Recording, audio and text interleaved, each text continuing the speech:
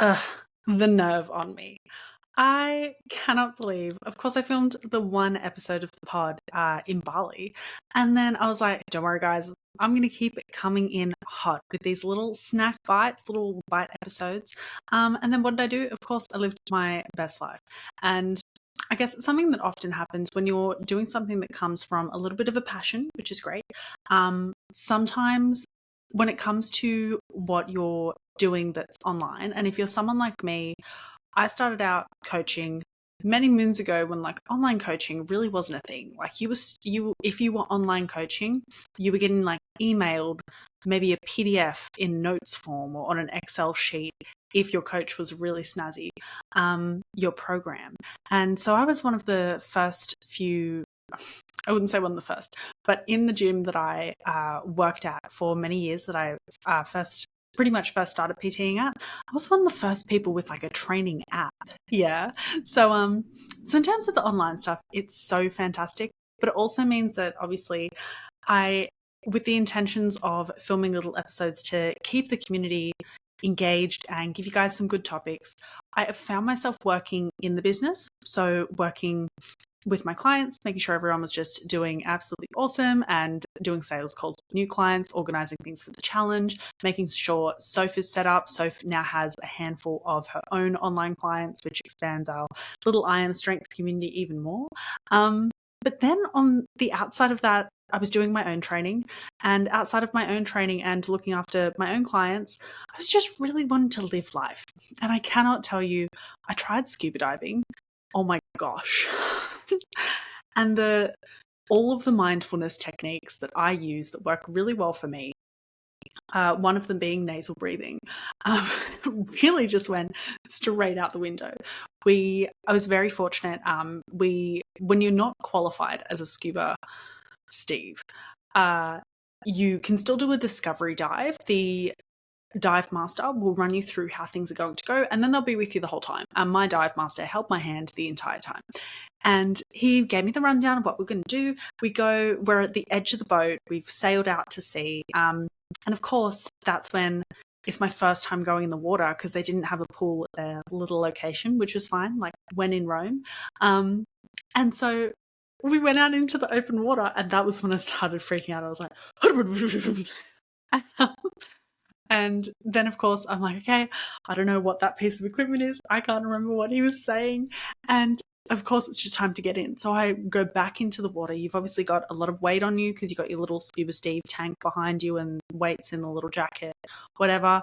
And of course, the first thing I do is I start sinking. And everyone's like, yeah, you all good? And I'm like, no. And so I got to kick my feet so I don't sink. But of course, when it comes to fight and flight mode, okay, and your nervous system, when it's dysregulated, when it's activated versus when it's not, there's fight, flight, freeze, and then fawn. And I feel like fawn and freeze are sort of two very similar sides of the same coin. I definitely get a little bit like fawn freeze. So it was like I forgot how to swim. But we were in the water, and of course I started kicking my legs. I'm like, oh my gosh, I'm really scared. I'm like, I can't breathe. They're like, I know, it's okay. Like, you're not meant to breathe through your nose. It's okay. You got your goggles on. I'm like, you're right. And so we got to go down again, and we get down maybe 1 meter. And my 2 nervous system hacks that I love using and I implement all the time, they're so easy to action without anyone noticing, that sort of a thing, unless someone's really paying attention to your breath.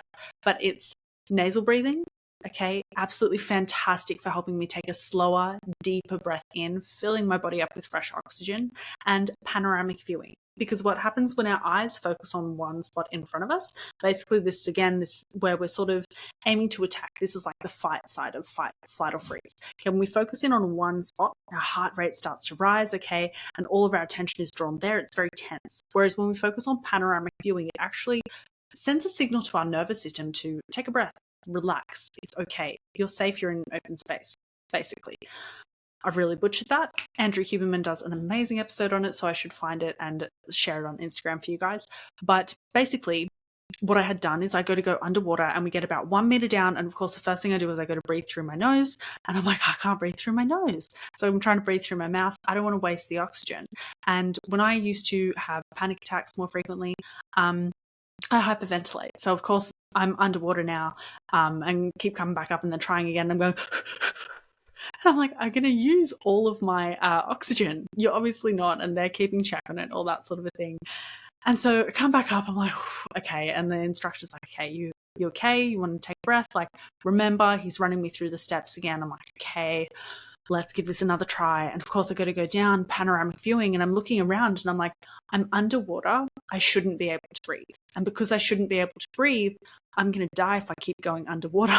And so it was this huge mind adjustment that I had to go through to finally allow myself to get down a significant amount of meters. And then, of course, my ears feel like they're going to burst because you need to do something called, it's not regulate. It's the little thing where you hold your nose. But I wish I could think of the word. But it's basically, it's like unblocking your ears, because otherwise what happens is the pressure starts to build up in your brain as you get lower underwater. And so you're meant to unblock your ears. So you block your nose and you breathe out as hard as you can, like you would unblock your ears if you were on a plane or something. And so I'm doing that, and I'm doing that like every half a meter, because my ears are just ringing, like not ringing, but feeling blocked like crazy. And the whole situation is just so overwhelming.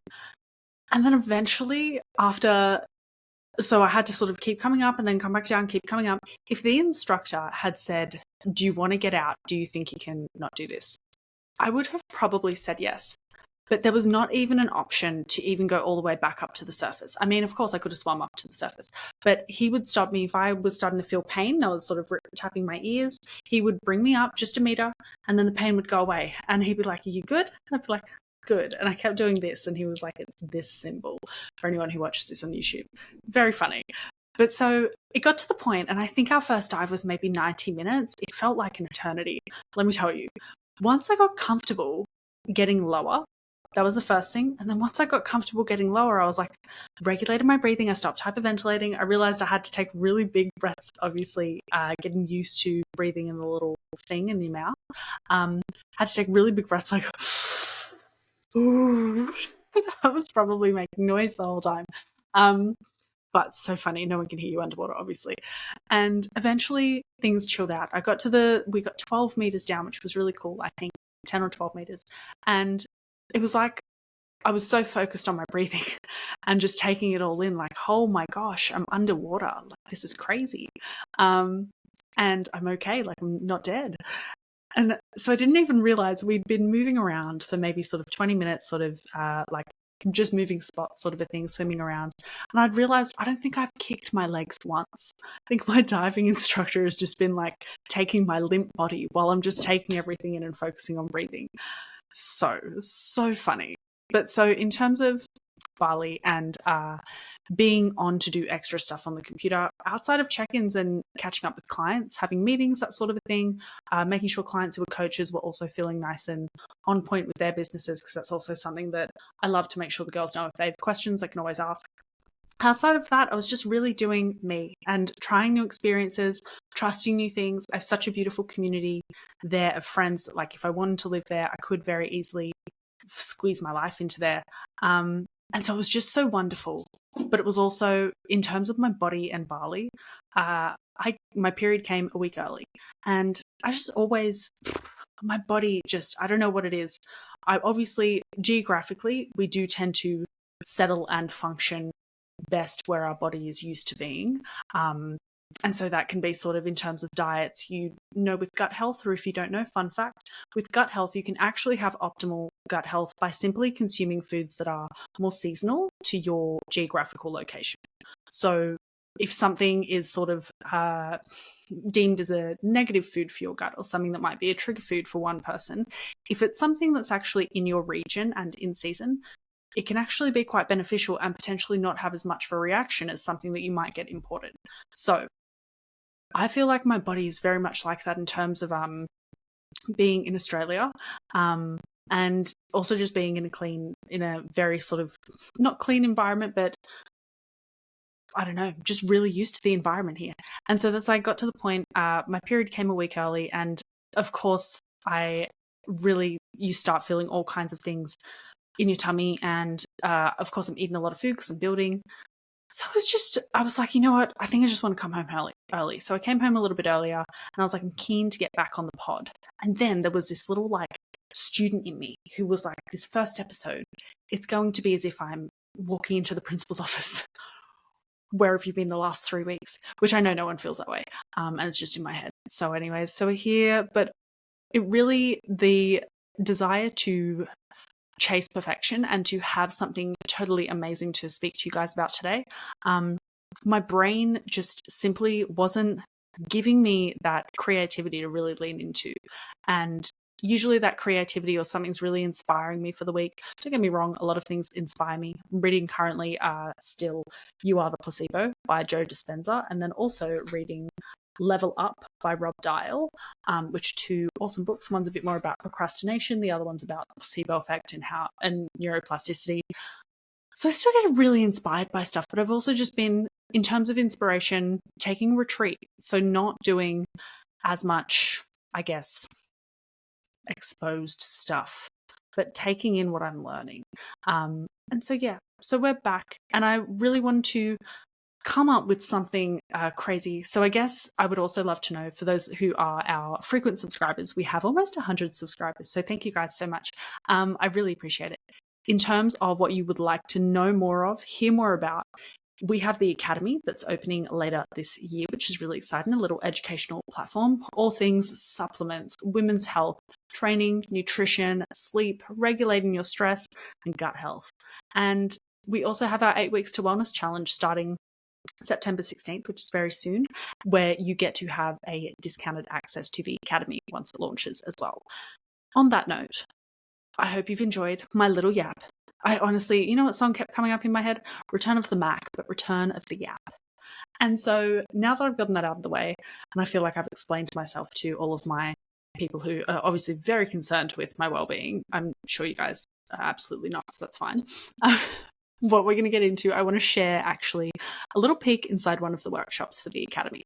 And this is the gut health workshop, which of course there's so much in terms of gut health, and there's so much to learn, and there's many more people qualified than me who I refer out. So Jake Dollarshell, Dave O'Brien, of course our OG Holistic Gut Health, Charlie O'Halloran.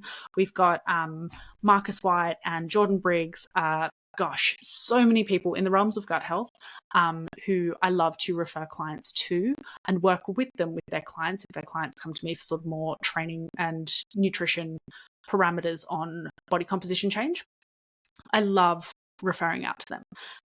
But I do think that in terms of anyone who's listening who cares about their health, it's nice to know when you're listening to a podcast, you're reading a book, something comes up in the news. Please stop watching the news. It's nice to have a bit of an idea what people are talking about when people are talking about gut health, because it can really sort of run off on a tangent. And a lot of these absolutely so beneficial podcasts, again, books, posts that people will make online, it can sort of go over our heads if we're not sure what the big words mean, what the scientifically accurate words mean, right? And so what I've done with this workshop, this is one of the first, or it will be the first in the little sort of module for gut health, is I want to talk about a little bit about the gut-brain axis, and then also discuss the nuances of gut health, dispel some common misconceptions as well that we might know. And so with that, I'm sharing this with you live, and we're going to go through it. And obviously when we do the Academy and launch this will be a lesson, but I thought I'd run you through some of the notes that I have here today so that you can get a bit of an idea of A, what's in the Academy, but B, the nuances of gut health. Without further ado, off I go. So the first thing that I want to discuss with nuances of gut health is microbiome diversity. Now, our gut is home to trillions of organisms, including bacteria, fungi, viruses, parasites, and a diverse microbiome is essential for digestion. And this is why it's really important in terms of having a diverse microbiome. It's important we rotate our foods, which goes back to what I was saying before about eating seasonally for your region. That changes throughout the year. You're not just having oats and protein powder and berries and sugar-free maple syrup for breakfast every day. So stop. A diverse microbiome is also essential for your immune function and overall health, okay? 70% of our immunity is made up in our gut, okay? Everyone's gut is unique, okay? Everyone's microbiome is unique, and it's influenced by diet, largely, obviously, but also environment and then genetics as well. So it's important that when we speak about genetics as well with gut health, that genetics load the gun, but your lifestyle behaviors pull the trigger. And that's a really good quote that a lot of people will refer back to, is your genetics might sort of predispose you to particular elements that can make you more sensitive to particular foods, that sort of a thing. But ultimately, your life will dictate a lot of how you can tolerate particular foods as well. When it comes to environment as well and gut health, this also goes into the fact that our skin is our largest organ. Okay. Wow, imagine if I got that wrong. So our skin also absorbs everything we put onto it. Okay. It also absorbs when we're out, it's absorbing the exhaust fumes that come out the back of a car. It's absorbing when we go in the water, when we put our moisturizers on, when we put our perfumes on, when we have candles lit, all that sort of a thing. Our skin and our body is absorbing everything around us, and this all has an effect on our gut health. So when we know this, we then know that all of the little things that we might choose to change to optimize our health, which is genuinely just living a simpler life more often than not. Like, you don't need all the fandangle sort of fancy 1,000 ingredient creams. Usually a cocoa butter or a shea butter is absolutely brilliant. And little things like sort of being in the sun, using sunscreen, and using a sunscreen that's got less ingredients, that might be more zinc based, that's going to have a better result for your gut health compared to using one. Pretty sure the Cancer Council sunscreens got removed, or there was a big lawsuit against them. But a lot of the other ingredients that can be found in sunscreen that can make it easier to rub on our skin, nice and shiny, make it absorb nice and fast, a lot of those can be carcinogenic. So the moment that we go into the sun, of course, all of that's absorbed into our skin, and now being carcinogenic as we start to heat up, all of that can start to create more inflammation in the body. And of course, all of this has an effect on gut health. So our microbiome diversity is really important overall, and it can also be quite easily influenced from a lot of external factors. The next is gut lining integrity. So the gut lining, basically the lining of your gut, it acts as a barrier, controlling what gets absorbed into the bloodstream.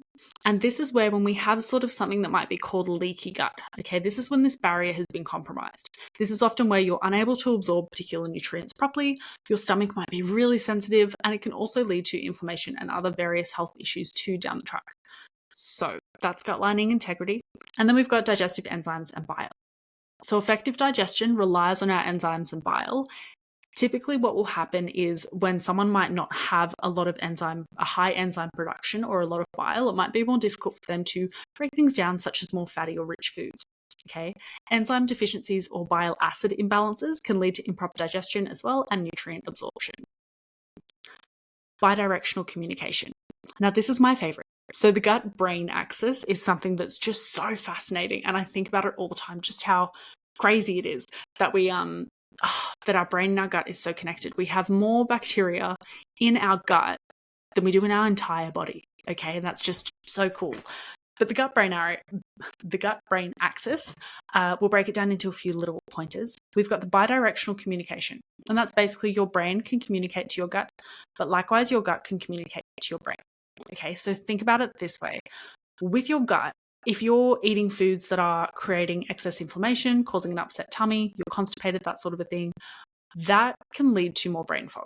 That can lead to feeling stuffed in the gut, feeling stuffed in the brain. And likewise, the brain can also lead to sensitive tummy. So think when you're really anxious, the expression "I'm going to shit myself" does not come out of thin air. It comes because when you feel really nervous or really anxious, you might feel like you need to expel some waste, and it might speed things up a little bit.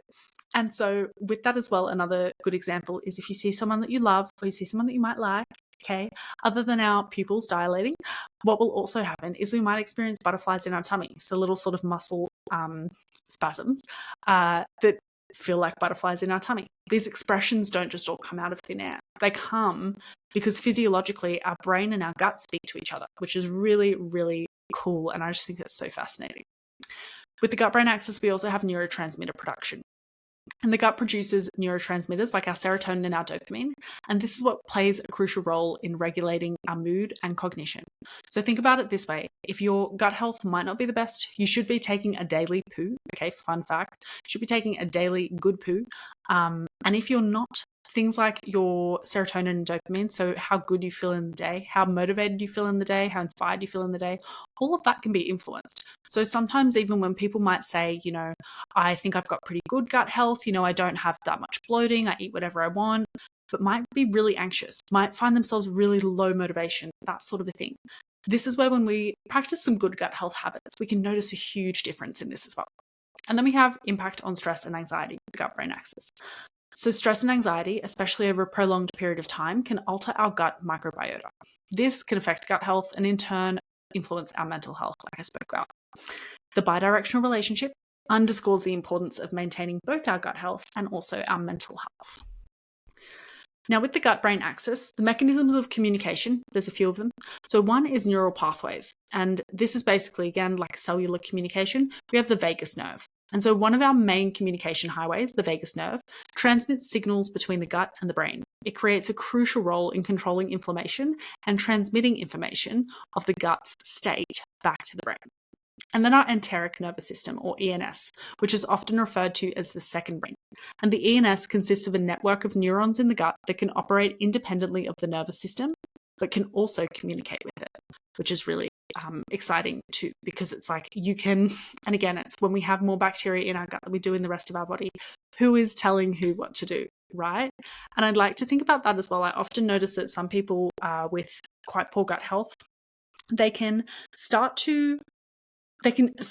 have really weird habits and habits that are not serving them in terms of foods they choose to eat, foods they choose to crave, that sort of a thing. And a lot of that comes down to the fact that your gut and the bugs in it are already used to having things over time that have become habitual in your diet. So you might want to eat healthy, but you're like, I couldn't stop myself. I just had that piece of chocolate. And so many of us can be like, why am I not more motivated? Why am I not more disciplined? And you can literally have so many, if you've got, say, a yeast overgrowth or candida, this sort of a thing, this could all potentially influence your brain's ability to knock back cravings, but then also your brain's desire for cravings. So I think that's really cool as well. And then as well as that, we've got our hormonal pathways. So with gut hormones, the gut produces various hormones like ghrelin and leptin, okay, that influence our appetite, our mood, and our stress response. Okay, these hormones can cross the blood-brain barrier and act on receptors in the brain to affect neurological function. All right, so we've got our ghrelin and leptin, and in terms of which one's the hunger hormone? So with ghrelin and leptin, ghrelin is often called the hunger hormone because it signals your body to control the hunger. God, is that the right way? That is the right way around. Do you know when there's two buddies always paired, ghrelin and leptin? I always get confused when the which one is which. So ghrelin, just to clarify for everyone, becomes activated basically, and our ghrelin increases when the stomach is empty, so to make us hungry. Leptin is a satiating hormone. Okay, so with that, okay, we've got ghrelin and leptin. I want you to tell me when your tummy's empty, okay, so we've got an increase in ghrelin that's going to happen to let your brain know that your tummy is empty. Tell me you don't get more agitated. Tell me you don't get more irritable where you're like, gosh, this person's really annoying me and you haven't eaten since breakfast, that sort of a thing. Or, you know, you get really agitated at yourself. You might find when you're dieting, and this is something that I was making on my Instagram, just some little highlights of my stories from last comp prep, because I just wanted to have them there so that as I start my next one, I can sort of share the journey with you guys, because the journey is there, so it's now all up for you to see. But I can really see the decline in when I started to get hungry, and it's your care for things can just start to obviously drop off because you've got other focuses where you're like, I'm starving, like this didn't work out for me. Oh well, like I'll just have another coffee, that sort of a thing. It was a really like subtle way to say that I was struggling with my hunger levels. But it's so crazy how our gut, when we are not eating, sometimes you might not even feel hungry. And this often happens with females who are under eating, is you might not feel hungry, but you can't focus on the task at work. You're so angry and agitated at your coworkers around you. And the first thing you might go do is have a cigarette or a vape. So you have the nicotine suppresses your appetite, you carry on. And it's like, all you actually need to do is do some deep nasal breathing, panoramic viewing, and have a bite to eat and take it and actually like relax. Whereas often we sort of will neglect the fact that we might be hungry because we're distracted, that sort of a thing, and we'll continue feeding into stress. So yes, that's something I often see as well. Then we have immune pathways. So cytokines and immune cells. The gut-associated lymphoid tissue, GALT, communicates with the brain via immune signaling molecules called cytokines. These molecules can influence the brain function and behavior, especially in response to inflammation or infection in the gut. So likewise, when we have inflammation in our gut and the gut-brain axis, so they communicate to each other, inflammation in the gut means inflammation in the brain. Inflammation in the brain means stress. Okay, if we're stressed, we're going to send signals to the gut. We're stressed, slow down motility or speed up motility. We're going to shit ourselves. So it can be really nice when we can know or hear these sorts of words spoken when people are talking about gut health or explaining your own gut health if you're pursuing a protocol, and have a bit of an idea of what all of the little terminologies mean. Now, in terms of peer-reviewed literature, this is the next slide, so I'm just reading this as I'm going with you guys. But one thing that I did is I actually made sure that for all of the Academy workshops, I've included peer-reviewed literature, I've included meta-analyses, and it's honestly, I'm just so pumped for it. It's what we have here, and so I'll read these out. And again, if you guys want the links to these or you want access to the Academy, send me a DM. But I'll read out the peer-reviewed literature for what I've just spoken about, and that's with neurocommunication. A study published in Nature Reviews Gastroenterology and Hepatology highlighted the critical role of the vagus nerve in mediating the gut-brain axis. The research emphasizes how vagal afferents, sensory fibers, convey information about gut health and nutrient status to the brain, influencing mood and emotional well-being. 2. Hormonal communication. Research in psychoneuroendocrinology demonstrated that gut-derived hormones like ghrelin and leptin can impact brain areas involved in mood regulation and cognitive function. This hormonal communication is crucial for maintaining energy balance and emotional stability. 3. Immune communication. A meta-analysis published in Trends in Neurosciences reviewed the roles of cytokines in the gut-brain axis. The analysis found that gut inflammation can lead to increased levels of pro-inflammatory cytokines, which can cross the blood-brain barrier and influence brain function, potentially contributing to mood disorders like depression and anxiety. Mic drop. Now, neurotransmitter production in the gut. So 2 critical neurotransmitters produced in the gut is our serotonin and our dopamine. Now, serotonin helps to regulate mood, sleep, and appetite. About 90% of the body's serotonin is produced in the gut. What? And then the impact on gut health is that if the gut is unhealthy, it can lead to reduced serotonin production, which might contribute to mood disorders like depression and anxiety. Dopamine. Dopamine is involved in reward, motivation, and motor control. A portion of dopamine production also occurs in the gut. And then the impact of gut health is that an unhealthy gut can disrupt dopamine production, potentially affecting our motivation and cognitive functions. A study in neurogastroenterology and motility discusses how the gut microbiota influences serotonin production by regulating the availability of its precursor, tryptophan. 2. Research in Frontiers in Psychiatry highlights how gut bacteria can produce and modulate dopamine levels, linking gut health to mental outcomes. Now, the impact of stress and anxiety on the gut. So how it works. Stress and anxiety, when you're stressed or anxious, the body releases hormones like cortisol. These hormones can disrupt the balance of your gut bacteria, leading to an overgrowth of harmful microbes and a decrease in beneficial ones. Okay, think about that in Health Plus ad where they're on the seesaw and there's more good guys than bad guys, or more bad guys than good guys for that visual. With gut health, the imbalance in the gut microbiota can lead to inflammation, digestive issues, and a weakened gut barrier. In turn, these changes can send distress signals back to the brain, worsening the stress and anxiety. So with the bidirectional relationship and that two-way communication, the gut-brain axis facilitates this two-way communication, meaning that stress and anxiety affect gut health, and poor gut health can amplify these feelings of stress and anxiety. This creates a cycle, a loop, where both the gut and the mental health are interdependent of each other. A review in Nature's Reviews of Gastroenterology and Hepatology highlights how stress-induced changes in the gut microbiota can lead to altered brain and gut communication, contributing to anxiety and depression. Another study in Psychoneuroendocrinology shows that chronic stress can disrupt the gut microbiome, leading to inflammation and increased vulnerability to mental health disorders. Now, common misconceptions about gut health, and this is the end of the workshop. So for anyone who is keen for this workshop, you've basically already seen it once I close this up. So common misconceptions, there's a few of them here that I've listed.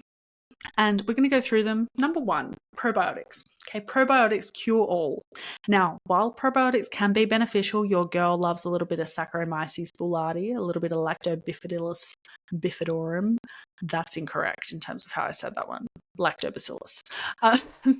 Now, while probiotics can be beneficial, they're not a one-size-fits-all solution. Okay, it's important to remember that probiotics are basically, if you visualize your gut as a bus route, and the bus starts at your mouth and it ends at your anus. People get on and off the bus, okay? And people are meant to get off at particular stops to get digested, to be absorbed into the bloodstream, that sort of a thing. Visualize it that way. Think about your probiotics as those that come and sit on the bus, okay, for the duration of the ride, and they get off at the last stop. So they don't actually get off at any stops inside your body, okay? Whereas you might have some really naughty teenage boys on the bus, and this sort of negative bacteria, hypothetically, who in the stomach, they decide to get off, think about leaky gut, and they decide to graffiti all over the walls, all over the lining. What? And then they hang out in there, they keep doing that after the bus is gone. So probiotics, I like to liken them to people getting on the bus, staying on the bus until it's time to get off. And the benefit of probiotics is that they can help to control, so those naughty kids who want to get off in your stomach and start to dysregulate things, they can help to manage that so that maybe they don't. That's just a visual. That's not a scientific fact. You do not have a bus route in your GI tract. Anyways, while they can be beneficial, they're not a one-size-fits-all solution, and typically not the one solution, the magic pill. The effectiveness of probiotics will vary as well, depending on the strain, also the individual's unique microbiome, and the specific health issues being addressed. Number 2, all fiber is equal. Different types of fiber, so there's soluble, insoluble, have different effects on gut health. There's also, when it comes to fiber, there's actually quite a lot of different types of fiber. The fiber in your food changes when you cook it. It changes when it's not cooked, and it changes when something is cooked and then frozen, or just frozen and then defrosted. So all fiber is not equal, and it's just not equal. It's in terms of maybe avoiding a particular fiber or avoiding a particular food that might not sit well. It might sit well if it's cooked.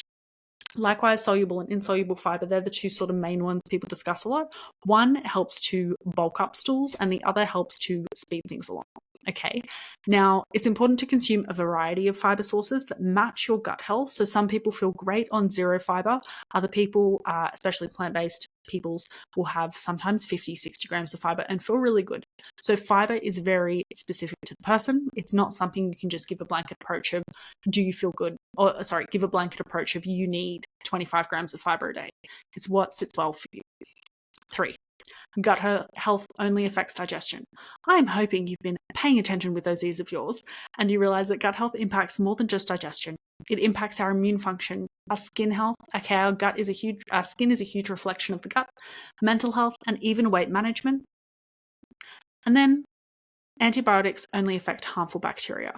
Did you know when you take antibiotics, it takes about 2 years for your gut health to rebuild back up? When I had those rabies vaccines last year, gosh, I was done for. With antibiotics, it's important to know they actually wipe out pretty much everything, depending on how intense they are, how long you take them for. Antibiotics can disrupt the balance of the gut microbiome, killing both harmful and beneficial bacteria.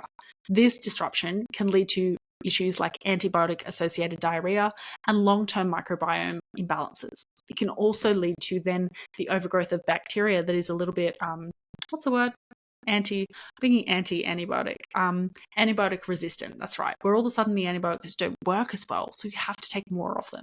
This is, in terms of, you might be recommended, if you take antibiotics, you might be recommended by a naturopath to take a probiotic next to it.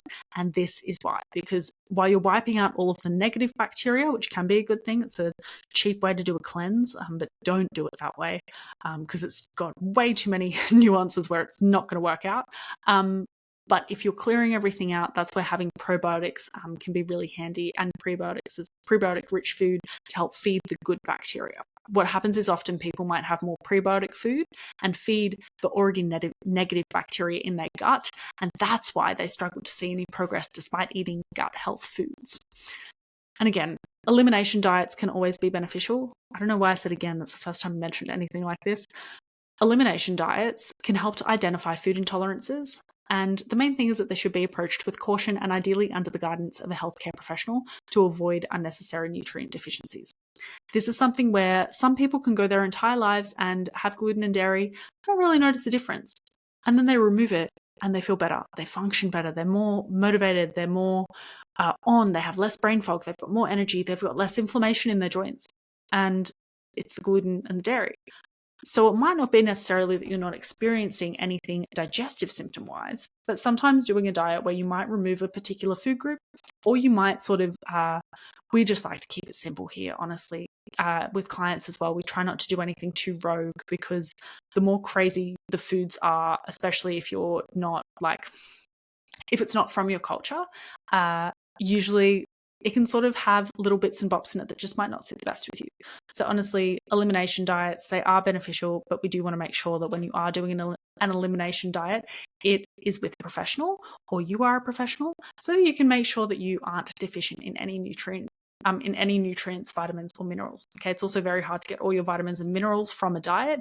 If you were to, fun fact Friday again, if you were to get all of your vitamins and minerals from a diet, the most vitamin and mineral rich diet would be the Mediterranean diet. I think this was when I last checked this statistic. And you would need to consume 30,000 calories a day. So sorry to everyone who thinks that food is thy medicine and the only medicine. Food is definitely the medicine, but it is one prong of the fork. It is one cog of the wheel. I'm going to stop there. But I hope you get the point with that one. Now, there's a few more, and that's the top 5 common gut health issues. So things that can be improved by looking after your gut health and by looking at your gut health, period. Number 1, IBS. We all know her, and you all know someone who's got it. They might not speak about it, but you know when they run after that coffee what's happened. Irritable bowel syndrome, which is characterized by symptoms like abdominal pain, bloating, and altered bowel habits, sometimes constipation, then swing the pendulum right to diarrhea the next day. It's often linked to a gut-brain axis dysfunction. Next is small intestinal bacterial overgrowth, SIBO. SIBO occurs when there's an excessive growth of bacteria in the small intestine, leading to bloating, diarrhea, and malabsorption. As well as that, with SIBO, if we think of bacterial overgrowth in the gut period, which often can happen, it might not be in the small intestine, it can be in the large intestine, but we still like to, an easy way to sum it up is like, regardless if you've got a bacterial overgrowth of negative bacteria, you can notice like candida as well, that sort of a thing. You can notice disruptions in your gut health, and what should be good gut health you will more than likely not have. Number 3, leaky gut syndrome. When the gut lining is compromised, it can allow toxins and undigested food particles to enter the bloodstream. This can cause inflammation and various health issues. And this is where as well, when we think of cooking our foods in plastics, and we think of the BPAs and the PFOAs, that sort of a thing, that are found in plastics, when we eat those microplastics, if your gut health was absolutely sound, which I guarantee if you're eating out of plastic, it's not, but basically what happens is these microplastics then, with our leaky gut down the track, get absorbed into the bloodstream. And so all of a sudden, those plastics get into the bloodstream. There's not much that we can do about them, and it increases inflammation in the body.